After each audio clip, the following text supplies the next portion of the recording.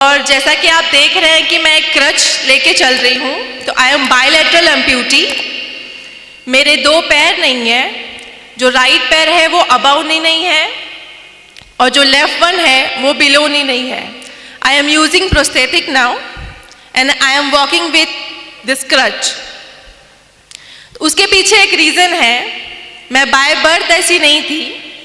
2008 में जब मैं आपके यहाँ फर्स्ट पीयू बोलते हैं, हमारे मुंबई में 11th स्टैंडर्ड बोलते हैं, जब 11th स्टैंडर्ड में मैं थी तो उस वक्त मैं कॉलेज से घर लौट रही थी और मेरा पहला सेमेस्टर एग्ज़ाम था। मैंने 10th में 92 स्कोर किया था और मुझे बचपन से ख्वाहिश थी कि मैं डॉक्टर बनूं। मेरे जो अब्बू हैं वो वेजिटेबल वेंडर हैं, सब्जी तरकारी बेचते थे। हमारी माली हालत अच्छी नहीं थी और मैं बस डॉक्टर बनकर घर को सपोर्ट करना चाहती थी। और जो मुझ जैसे गरीब तलबा तालबात थे, जो मुझ जैसे गरीब बीमार थे, उनकी खिदमत करने का जज्बा था और अल्लाह से दुआ करती थी कि अल्लाह मुझे उस काबिल बनाना। उस वक्त कुछ ज़राए नहीं थे, आप लोगों की तरह इतने सारे हेल्पिंग हैंड नहीं आते थे हमारे पास, लेकिन बस एक ख्वाब था कि डॉक्टर बनना है। 10th में अच्छा स्कोर किया, साइंस में एडमिशन लिया। 11th क्लास का पहला सेमेस्टर था और मेरा जो कॉलेज था वो घर से काफ़ी दूर था। मुझे लोकल ट्रेन से ट्रैवल करना होता था, मुंबई की लोकल ट्रेन। 7 अक्टूबर 2008 मामूल की तरह ही दिन था। मैं जब पेपर देखकर अपने कॉलेज से निकली, मैंने 12 डब्बों की ट्रेन पकड़ी बांद्रा स्टेशन से। मैं ट्रेन के पहले डब्बे में सवार थी। ट्रेन 12 डब्बों की थी और मेरा जो डेस्टिनेशन स्टेशन था वो जोगेश्वरी था। जोगेश्वरी से पहले एक अंधेरी स्टेशन आता है जो बहुत ओवर क्राउडेड होता है। जब वो स्टेशन आया तो मैंने सोचा कि नेक्स्ट स्टेशन मेरा है, मुझे अपनी सीट से उठ के दरवाजे की तरफ आना चाहिए। ये एक लम्हा था। इस एक लम्हे में जब मैं अपनी सीट से उठी और दरवाजे की तरफ आई और दूसरे लम्हे में मैंने जब आंखें खोली तो वो 12 डब्बों की ट्रेन मेरी इतनी दूरी से, मेरे आंखों से बहुत तेज़ी से गुजर रही थी।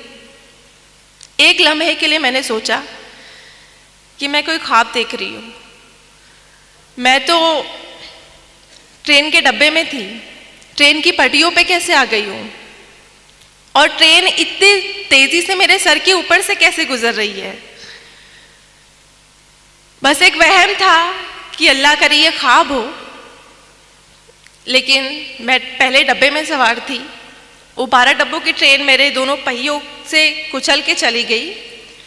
किसी ने भी चेन नहीं खींची ट्रेन की और जब ट्रेन काफ़ी दूर जाकर रुकी और मैं जो ट्रेन से गिरी थी वो 2 स्टेशन के बीच में मैं गिरी थी चलती हुई ट्रेन से। किसी ने ट्रेन की चेन नहीं खींची और तब मुझे एहसास हुआ जब मैंने अपने राइट पैर को कटा हुआ देखा पटरियों पर। उससे बहुत हैवी ब्लीड हो रहा था and I was conscious there. मैंने अपने आज़ा को ब्लीड करते हुए देखा, एक लावारिस की तरह पटरियों पर पड़े होके मैंने यहाँ वहाँ नज़रें दौड़ाई कि एटलीस्ट कोई अल्लाह का बंदा आसपास हो जो मेरी हेल्प को आगे आए। 2 स्टेशंस के बीच में थी तो लोगों को आने में टाइम लगा और उस वक्त हमारे पास सेलफ़ोन नहीं होते थे। अभी तो माशाल्लाह हर स्टूडेंट के पास सेलफ़ोन होते हैं। तो मेरे पास फ़ोन डायरी थी। जब लोग आए मेरे पास, इकट्ठा हुए 15-20 लोग, तो मैंने हर एक से रो रो कर, गिड़गिड़ा कर उस हालत में मदद मांगी कि कोई अल्लाह का बंदा एटलीस्ट मेरे घर पे फ़ोन कर कर ये बता दे कि मैं इस हालत में यहाँ पर हूँ। क्योंकि बस मेरे जहन में उस वक्त एक बात चल रही थी कि मुझे लावारिसों की तरह यहाँ पर नहीं मरना। मुझे बस घर वाले मेरे साथ होने चाहिए जब मैं इंतकाल करूं, या उन्हें एटलीस्ट ये पता होना चाहिए कि मैं यहाँ पर इस हालत में हूँ। लेकिन अल्लाह की आजमाइश थी कि उस 15-20 लोगों में से किसी ने भी मेरी हेल्प नहीं की। मुझे छूना तो दूर की बात, उन्होंने मेरे फ़ोन डायरी से नंबर तक कॉपी करके फ़ोन लगाने की जहमत नहीं की। क्योंकि उन्हें डर था पुलिस इंटरोगेशन का, उनसे सवालात किए जाएंगे एटसेट्रा, बहुत सारी चीज़ें थी। तो उन्हें वो भी मजबूर थे। और तकरीबन 15-20 मिनट बाद मैं उसी हालत में वहाँ पड़ी रही, रोते हुए, गिड़गिड़ाते हुए। उसके बाद मुझे रेलवे की हेल्प मिलती है और मुझे गवर्नमेंट हॉस्पिटल लेकर जाते हैं। यहाँ भी अल्लाह की आजमाइश थी मेरे साथ कि जिस गवर्नमेंट हॉस्पिटल में मुझे लेकर जाया गया वहाँ पे ऑपरेशन स्ट्राइक था। मेरा जो एक्सीडेंट था वो तकरीबन 10-11 बजे हुआ और मैं शाम के 6 बजे तक उसी हालत में हॉस्पिटल के कॉरिडोर में पड़ी रही, क्योंकि उनका ऑपरेशन स्ट्राइक था। मुझे कोई भी सहूलत मुहैया नहीं की गई, बस सुपरफिशियल ड्रेसिंग करके मुझे ट्रॉली पर वहीं छोड़ दिया गया। जब मेरे घर वालों को इतला दी गई, जब उन्हें पता चला, वो भागते हुए आए और मुझे प्राइवेट हॉस्पिटल शिफ्ट किया। प्राइवेट हॉस्पिटल में शिफ्ट होने के बाद मैं तकरीबन 2.5 महीने एडमिट रही। मेरा इलाज हुआ। मेरे जो डॉक्टर रहे, सर्जन, उन्होंने मोटिवेट किया मुझे।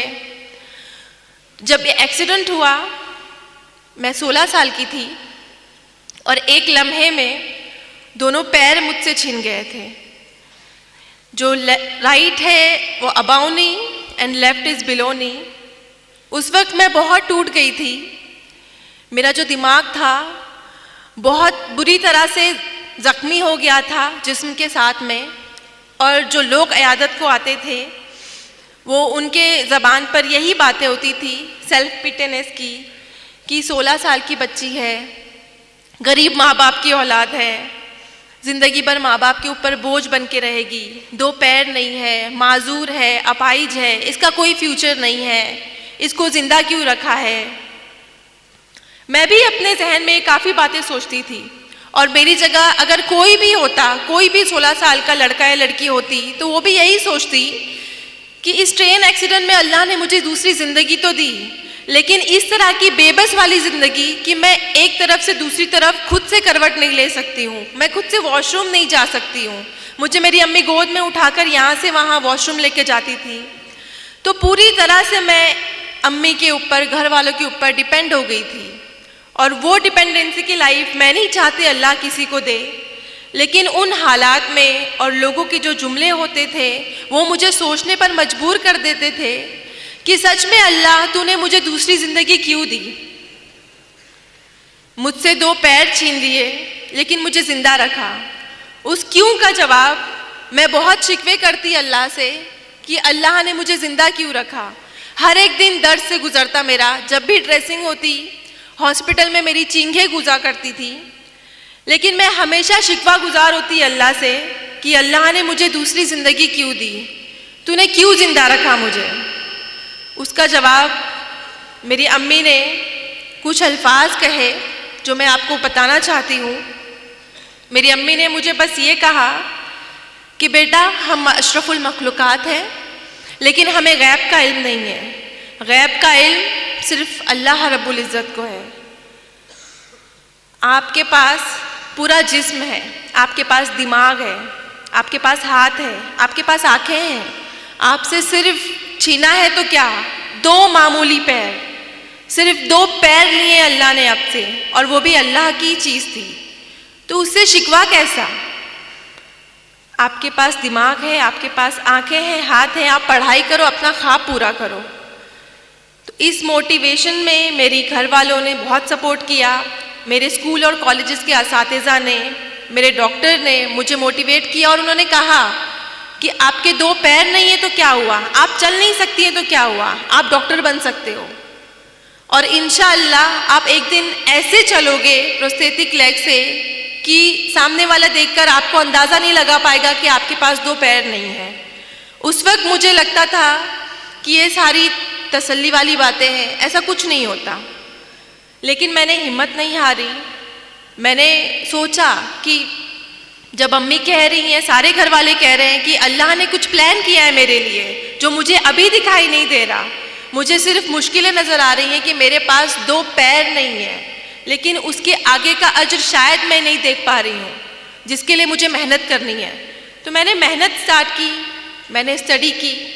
जिस ईयर में मेरा एक्सीडेंट हुआ था, I was in 11th standard, मैंने वो ईयर स्किप नहीं किया। मैंने व्हील चेयर पर एग्ज़ाम दिया, मैंने 12th कंप्लीट किया और अल्हम्दुलिल्लाह से मैंने फर्स्ट क्लास से 12th क्लियर किया। और फिर उसके बाद एडमिशन के लिए आपको पता है उस ज़माने में, अभी तो नीट है बट हमारे ज़माने में सीटी हुआ करता था, तो कॉमन एंट्रेंस टेस्ट में मैंने all over Maharashtra 3rd rank लिया पीएच कोटे में।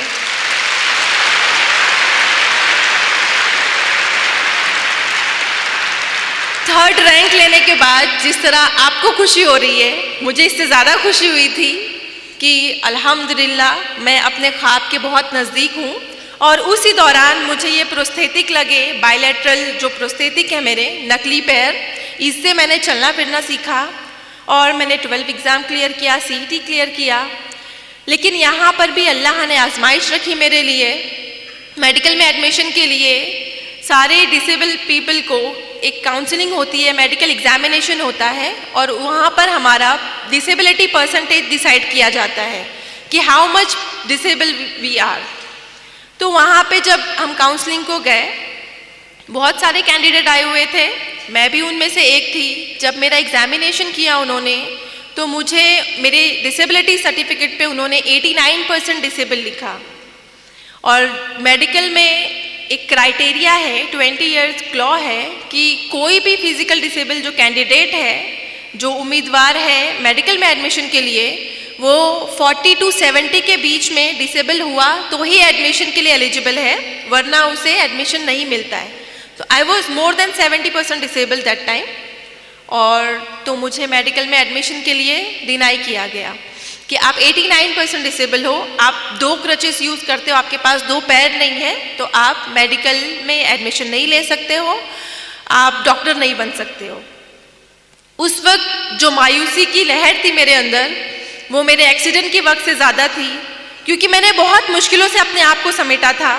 मैंने बहुत यकीन किया था अल्लाह की ज़ात पर कि अल्लाह ने मेरे लिए कुछ बड़ा रखा है, क्या पता इसी के ज़रिए मुझे डॉक्टर बनना लिखा हो। लेकिन जब डिनाई हुआ तो मैं बहुत फिर से मायूस हो गई। लेकिन वहाँ पर मेरे डॉक्टर ने मुझे सजेस्ट किया कि आपके पास एक और रास्ता है, आप नाउम्मीद मत हो अल्लाह की ज़ात से, आपके पास एक और ज़रिया है, आप बॉम्बे हाई कोर्ट में अपना केस फाइल कीजिए। मेरे लिए बहुत अनोखी बात थी, आई थिंक आप लोगों के लिए भी होगी, कि मेडिकल में या कोई भी इंस्टीट्यूट में एडमिशन के लिए एक बच्चा जिसके पास एक अच्छा रैंक है, जो एलिजिबल है, उसे बॉम्बे हाई कोर्ट क्यों जाना है। उस वक्त मेरी समझ में नहीं आया, लेकिन मैंने हिम्मत नहीं हारी और मैंने अल्लाह से दुआ की, बहुत गिड़गिड़ा के दुआ की और अल्लाह पर यकीन रखा कि अगर इस तरह अल्लाह मुझे इस मेडिकल में एडमिशन को दिलाता है तो मैं ये भी ट्राई करूँगी, मैं हारूंगी नहीं इस मकाम से। तो मैंने बॉम्बे हाई कोर्ट में मैंने 2011 में केस फाइल किया अगेंस्ट मेडिकल काउंसिल। वहाँ पे विदिन 2 मंथ मेरा सब कुछ ऑब्जर्व किया गया। वहाँ पे जो जज थे मोहित शाह सर, उन्होंने मुझे देखा और मेरे अंदर का पैशन देखा उन्होंने एक्चुअली। और उस वक्त मेरे हाथों में 2 क्रचेस थी, अभी तो मैं सिंगल यूज़ करती हूँ, बट 2 क्रचेस के साथ में मैं जब बॉम्बे हाई कोर्ट के अंदर दाखिल होती थी, उन्होंने मेरा एटीट्यूड देखा कि, और उस वक्त जब हियरिंग होती थी तो सारे फैसले मेरे अगेंस्ट होते थे कि मैं 89% डिसेबल हूँ, मेरे पास 2 पैर नहीं है, मेरे हाथों में 2 क्रचेस है, मैं कैसे पेशेंट को ट्रीट करूँगी, मैं कैसे एक जगह से दूसरी जगह जाऊँगी। तो सब कुछ मेरे अगेंस्ट था और मैं बहुत नाउम्मीद हो गई थी कि शायद मुझे यहाँ पे भी डिनाई मिलेगा। और मुंबई में ऐसा कोई केस नहीं था कि मोर देन 70% डिसेबल के बाद भी किसी को एडमिशन मिला हो। मेरा केस पहला केस था जो बॉम्बे हाई कोर्ट में गया। लेकिन जब आखिरी दिन था, मैंने खुद से हिम्मत जुटाई और मैंने खुद से एक अहद किया। 2008 में मेरा एक्सीडेंट हुआ था और 2011 में ये बॉम्बे हाई कोर्ट में मैं गई। तो इन 3 सालों में मुझे डर लगता था ट्रेन की आवाज़ से। जब भी मैं ट्रेन को देखती तो मुझे खौफ बैठता था, लेकिन मैंने खुद की हिम्मत जमा की और मैंने सोचा कि अगर आज मैंने इस डर को नहीं भगाया ना, मुझे ये प्रूव करना है कि मेरे हाथों में 2 क्रचेस हैं। इस ट्रेन ने मेरे 2 पैर छीने, लेकिन मैं इसी ट्रेन में सवार होकर बॉम्बे हाई कोर्ट जाऊंगी। और लास्ट डे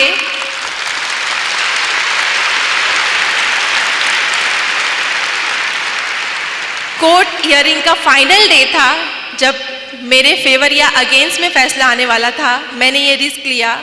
मैं अकेले मेरे जोगेश्वरी से CST ट्रेन में ट्रैवल करके गई और ये बात मेरे एडवोकेट ने जज साहब को बताई। वो बहुत इम्प्रेस हुए। और आप सबको पता है कि मुंबई की लोकल ट्रेन कितनी क्राउडेड होती है। उन्होंने कहा कि हम जैसे नॉर्मल इंसान नहीं आ सकते एक जनरल डब्बे में, और ये बच्ची जस्ट बिकॉज इसको एडमिशन चाहिए, उसके अंदर इतना पैशन है कि उसको डॉक्टर बनना है, मैं इसको एक मौका देना चाहता हूँ। ये बात अल्लाह ने उनके दिल में डाली।